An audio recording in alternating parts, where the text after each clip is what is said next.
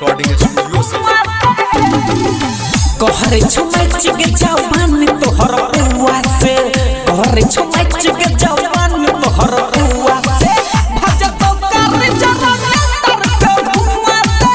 भजतो कर जवान तर के बुआ से देख में लागै छै निक माल बुआ से देख में लागै छै निक माल बुआ से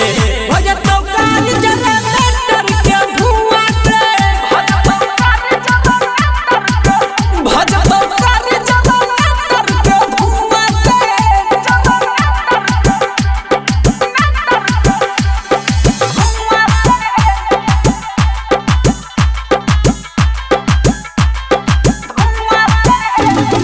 DJ Om Prakash DJ Om Prakash अभी आप सुन रहे हैं RR रिकॉर्डिंग स्टूडियो से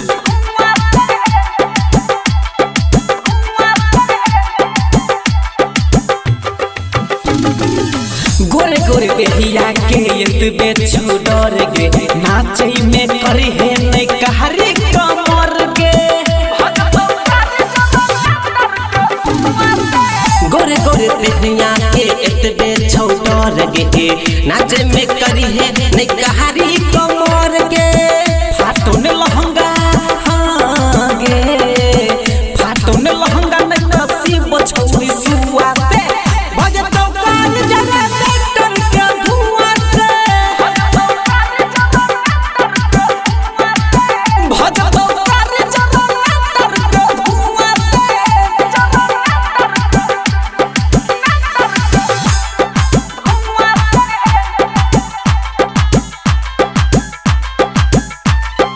DJ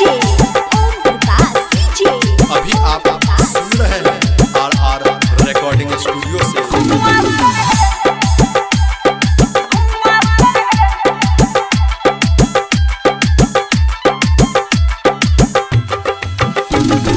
अंकित उजाला के तोरे पर आस गे करे है नै तू एना जवानी के नास गे